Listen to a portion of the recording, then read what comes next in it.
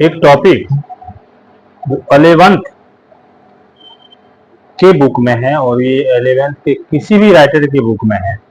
11th में तो पढ़ना है ही, साथ ही अकाउंट से एस्टेट यूपीएससी जो भी छात्र आने वाले एग्जाम में बैठना चाहते हैं उनके लिए महत्वपूर्ण है। साथ ही यूजीसी नेट जो निकट भविष्य में होने वाला है, वे स्टूडेंट जो कॉमर्स से यूजीसी नेट में बैठेंगे उनके लिए भी महत्वपूर्ण है। नेट के स्टूडेंट के लिए महत्वपूर्ण बात यह है कि वे टोटल मार्क्स पे विशेष रूप से फोकस न करते हुए क्वालिफाइंग मार्क्स पे फोकस करें और प्रत्येक यूनिट के दिए गए क्वेश्चन में से उस क्वेश्चन को पहले टच करें जो आप जानते हैं और उसके कैलकुलेशन के आधार पे आप देखें कि आपका क्वालिफाइंग मार्क्स क्या है और आप क्या कर रहे हैं। उसके बाद दूसरे स्टेप को देखें। जिस क्वेश्चन में डाउट है उसको नहीं करें, क्योंकि ये माइनस मार्किंग होता है जो आपको किसी भी दृष्टिकोण से लाभप्रद नहीं होगा। अतः क्वालिफाइंग मार्क्स को ही पहले अटेम्प्ट करें, फिर आगे के क्वेश्चन को देखें, जिसमें डाउट है उसको नहीं देखें। तो यूजीसी नेट, अकाउंट से बीपीएससी और 11th सभी के लिए एक टॉपिक आता है अकाउंटिंग स्टैंडर्ड। ये महत्वपूर्ण होता है। अकाउंटिंग स्टैंडर्ड है क्या? कोई भी पेशेवर व्यक्ति, प्रोफेशनल पर्सन या बिजनेसमैन एक दायरे में एक नियम के अंतर्गत प्रत्येक लेन देन को लिखेगा। यह नियम अकाउंटिंग स्टैंडर्ड कहलाता है। अभी तक हमारे यहां कुल 32 अकाउंटिंग स्टैंडर्ड थे, जिसमें वर्तमान समय में कुछ संशोधन किया गया है।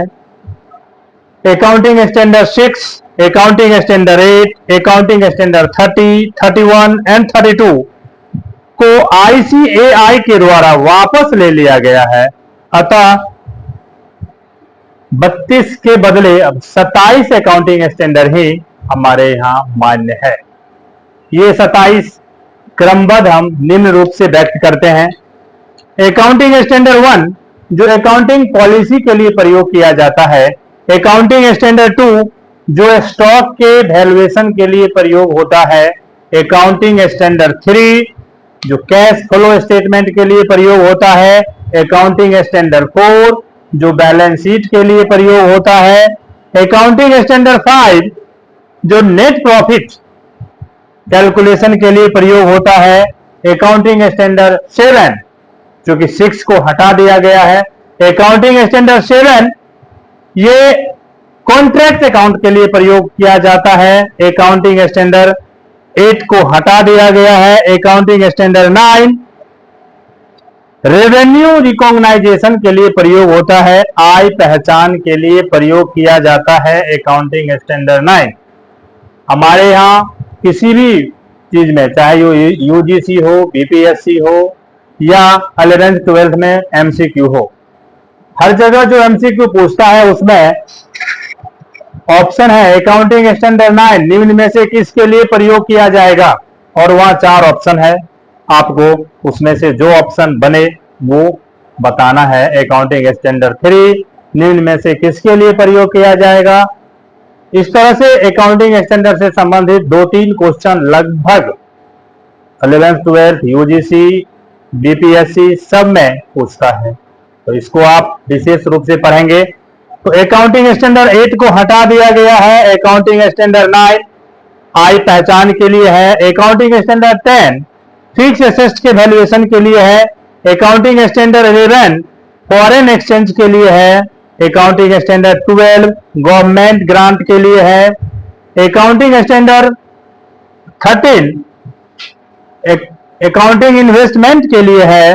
Accounting standard 14 accounting for amalgamation के लिए है accounting standard 15। Retirement benefit financial statement की स्थिति में है। उधार क्रेडिट बोरोइंग कॉस्ट के लिए अकाउंटिंग स्टैंडर्ड 16 है। सेगमेंट रिपोर्ट खंड विभागीय प्रतिवेदन के लिए अकाउंटिंग स्टैंडर्ड 17 है। Accounting standard 18 related party disclosure accounting standard 19 lease hold property के लिए है। Accounting standard 20 earning per share के लिए है। Accounting standard 21 consolidate financial statement के लिए है। Accounting standard 22 accounting for tax and income के लिए है। Accounting standard 23 accounting for investment in consolidate financial statement के लिए है। अकाउंटिंग स्टैंडर्ड 24 डिसकंटिन्यू ऑपरेशन के लिए है। Accounting standard 25 interim financial reporting के लिए है। अकाउंटिंग स्टैंडर्ड 26 इंटेंजेबल एसेट के लिए। अकाउंटिंग स्टैंडर्ड 27 ज्वाइंट वेंचर के लिए है। Accounting standard 28